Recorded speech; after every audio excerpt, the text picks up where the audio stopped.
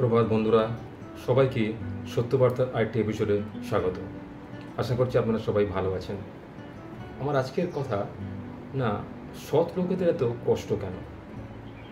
দেখুন, সৎ লোক তারাই হয় যারা সবসময় নিজেদেরকে নিরীহ করে রাখে, মানে নিরীহ স্বভাবে।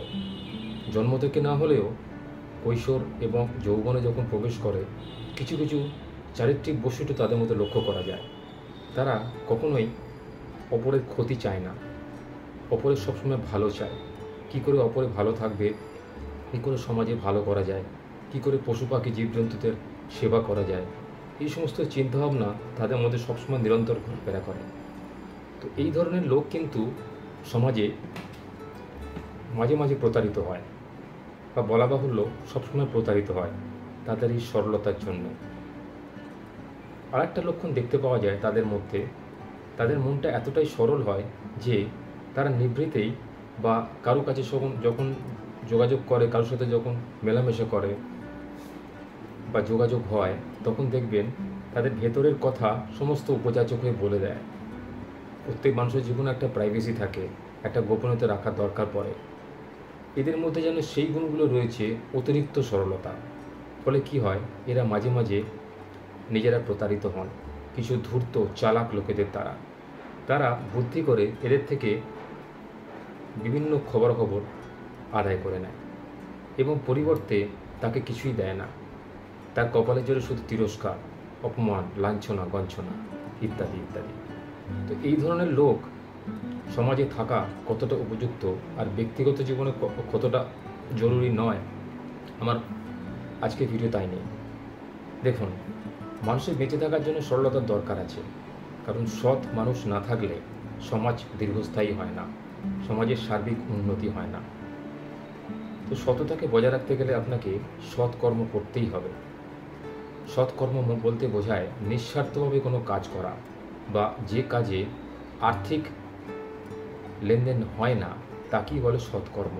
ফর এক্সাম্পল, গাছ লাগানো, পাঠশালা খোলা বা স্কুল চালু করা, বা রক্তদান শিবির করা, বা ধরুন আপনি কোনো জায়গায় যাচ্ছেন, সেখানে যদি কোনো গরিবকে দেখেন তাকে সাহায্য করা, আর্থিকভাবেই হোক শারীরিকভাবেই হোক তাকে সাহায্য করা, বা কোনো অন্ধকে রাস্তা পার করে দেওয়া ইত্যাদি ইত্যাদি। আরও কিছু কাজকর্ম আছে। তো এই জাতীয় সৎ লোক, তাদের মধ্যে একটা সজাত প্রবৃত্তি থাকে। তারা কিন্তু এই অপর লোকের দুঃখ দেখলে মনটা কেঁদে ওঠে। এই ধরনের লোককে কিন্তু কিছু বুদ্ধিমান স্বার্থান্বেষী লোক, চালাক লোক, যারা অপরের ক্ষতি চায়, তারা কিন্তু ব্যবহার করে। আপনি কিন্তু কোনোদিনই নিজেকে অপরের দ্বারা ব্যবহৃত হতে দেবেন না। আমার আজকের ভিডিও উদ্দেশ্য তাই। দেখুন, সরলতা প্রয়োজন, কিন্তু অতিরিক্ত সরলতা কিন্তু প্রয়োজন নেই, বা বিপত্তি ডেকে আনে। দেখুন, অতিরিক্ত সরলতার বশবর্তী হয়ে বা মনের উত্তেজনা থেকে আপনি অনেক ভেতরের কথা, আপনার ব্যক্তিগত কথা আপনি অপরিচিত লোককে বলে দিচ্ছেন, এটা কিন্তু বিপদ আপনারই হচ্ছে। আপনাকে লক্ষ্য রাখতে হবে, আপনি সরল হবেন, কিন্তু এতটাই সরল হবেন না যে আপনি সবার কাছে খেলো হয়ে যান, মূল্যহীন হয়ে যান, আপনাকে সবাই গুরুত্ব দেওয়া বন্ধ করে দেয়, বা আপনি যে একটা অতি সাধারণ লোক, আপনার কোনো বুদ্ধি নেই, আপনি যে বোকা, এটা যেন অপরকে না বোঝাতে হয়।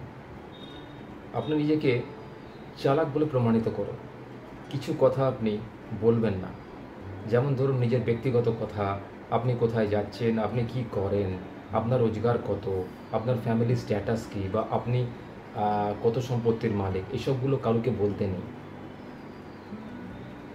আপনার মুখ, আপনার শরীর, আপনার বডি ল্যাঙ্গুয়েজ কিন্তু অপরকে সেটা জানান দেয় যে আপনি কি, বর্তমানে আপনার অবস্থা কী। এগুলো ঢাকঢোল পিটিয়ে কারোকে বলতে হয় না। তাই বোকামি করে কারোকে নিজের ব্যক্তিগত কথা কখনোই বলবেন না, এতে উল্টে আপনারই অপমান, আপনারই মান সম্মান হানি হবে। তোমার আজকে ভিডিওর অনুরোধ, আপনারা যদি এই পন্থাটা মেনটেন করে চলেন, তাহলে কিন্তু আপনারা অনেক দুঃখ থেকে বাঁচতে পারবেন। কারণ দুঃখ আমাদের জীবনের নিত্যসঙ্গী। দুঃখ বিনা সুখ লাভ হয় কি মোহিতে, আমরা একটা কথা শুনেছি। অতিরিক্ত সরলতায় বসে মানুষ যে দুঃখ পায়, সেই দুঃখটা যাতে না পায় সেটা দেখতে হবে। কারণ দুঃখ একটা সার্টেন সময় অবধি ভালো লাগে, তার সব পরে কিন্তু দুঃখ ভালো লাগে না। মানুষ সবাই একটু আনন্দে থাকতে চায়, খুশিতে থাকতে চায়। তো কিছু অসাধু লোকেদের জন্য এই দুঃখ মানুষের জীবনে নেমে আসে। সেই দুঃখটাকে লাঘব করার জন্যে মানুষকে কিছু পন্থা অবলম্বন করতে হয়। আর দেখবেন যারা সরল মানুষ তাদের জীবনে কষ্ট বেশি হয়, কারণ কষ্ট সহ্য করতে করতে তারা একদিন খাঁটি সোনায় পরিণত হয়। তারা এতটাই খাঁটি সোনায় পরিণত হয় যে কোনো খাত থাকে না। তো এই দুঃখটা একটা সরল মানুষের জীবনে কেন আসে? দেখুন, ভগবদ্গীতায় লেখা আছে যে ভগবান কৃষ্ণ তাকেই দেখা দেয় যে 100% সৎ, নির্ভীক এবং সত্যবাদী, স্পষ্টবাদী, যে কোনোদিন কোনো অন্যায়কে প্রশ্রয় দেয়নি বা কোনোদিন নিজে কোনো অন্যায় করেনি। তাই আপনাদের উচিত যে এই জাতীয়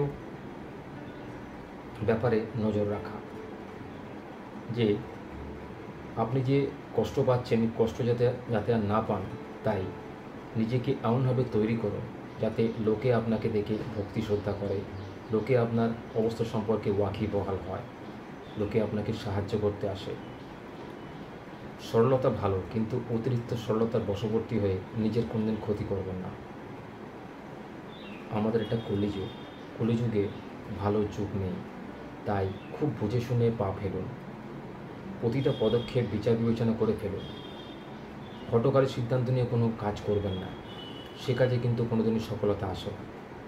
কাকে বলছেন, কি বলছেন, কেন বলছেন, এটা কিন্তু বলার আগে বিচার করুন। আপনি যে ব্যক্তিটাকে বিশ্বাস করে কথাটা বলছেন সে কি আদৌ আপনার বিশ্বাসের যোগ্য? সে কি আপনাকে কষ্ট দেবে নাকি দেবে না? এই বিচার শক্তিটা নিজের মধ্যে নিয়ে আসুন। অ্যানালাইটিক্যাল পাওয়ার, যে কোনো লোকের বিচার বুদ্ধি, তার কথাবার্তা, তার অ্যাটিটিউড, তার শারীরিক গড়ন, সমস্ত কিছু বিবেচনা করে একটা লোকের সাথে আপনি নিজেকে মিলিয়ে ধরবেন। তার সঙ্গে কথা বললে আপনি বুঝতে পারবেন সে কী ধরনের মানুষ, সে কি আদৌ ভালো মানুষ নাকি সে ভালো মানুষের মুখোশ পরে আছে। আমাদের সমাজে কিন্তু ভালো মানুষের থেকে ভালো মানুষের মুখোশধারী লোকের অভাব নেই। তো আপনাকে লক্ষ্য রাখতে হবে, আপনি সরল হবেন, জীবনে আপনি কষ্ট ভোগ করবেন, কষ্ট করে আপনি জীবন নির্বাহ করবেন, ঠিক কথা, কিন্তু আপনি অতিরিক্ত সরলতার বশবর্তী হয়ে কখনোই নিজের ক্ষতি করবেন না বা আপনার পরিবারকে অপরের সামনে খেলো করে দেবেন না। আমার আজকে বলা উদ্দেশ্য এটাই।